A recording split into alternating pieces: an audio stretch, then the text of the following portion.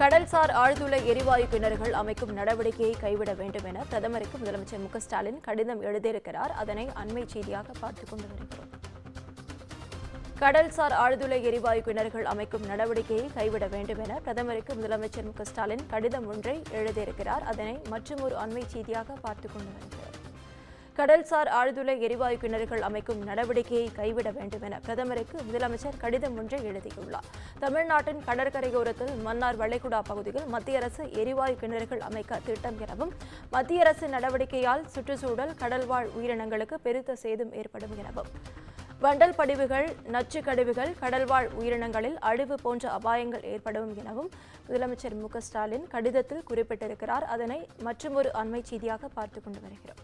இது குறித்த முழு விவரங்களை வழங்க தலைமைச் செய்தியாளர் சிவா நம்மோடு இணைப்பில் காத்திருக்கிறார். சிவா, வணக்கம். விவரங்கள்.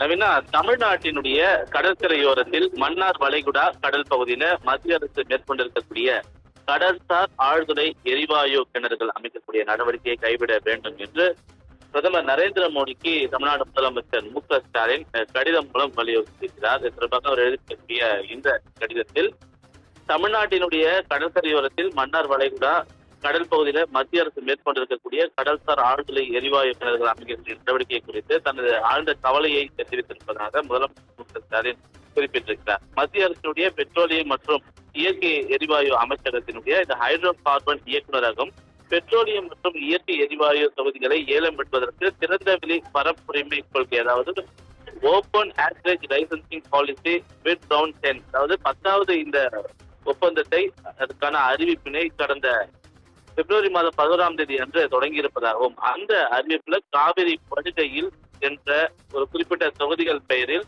9,900 சதுர கிலோமீட்டர் பரப்பளவுல ஆழ்துளை கிணறு எடுக்கக்கூடிய பணிகள் என்பது தொடர்பதற்கான ஏல அறிவிப்பு மேற்கொண்டிருப்பதாக முதலமைச்சர் மு க ஸ்டாலின் குறிப்பிட்டிருக்கிறார். மன்னார் வளைகுடா கடல் தேசிய பூங்காவை உள்ளடக்கிய மன்னார் வளைகுடா கடல் பகுதியாக இருக்கிறது என்றும் உயிர்கோள காப்பகமாக மத்திய அரசால் 1989ஆம் ஆண்டு அறிவிக்கப்பட்ட இந்த பகுதியில பவளப்பாறைகள், கடல் புல் படுக்கைகள், தடுப்பு நிலங்கள், கழிமுகங்கள், சேற்று படுக்கைகள், தீவுகள் மற்றும் காடுகள் போன்ற பல்வேறு சுற்றுச்சூழல் அமைப்புகளை உள்ளடக்கிய ஒரு வளமான பல்லுயிர் பெருக்கத்தை கொண்டுள்ளதாகவும் இருக்கிறது என்று முதலமைச்சர் மு க ஸ்டாலின் குறிப்பிட்டிருக்கிறார்.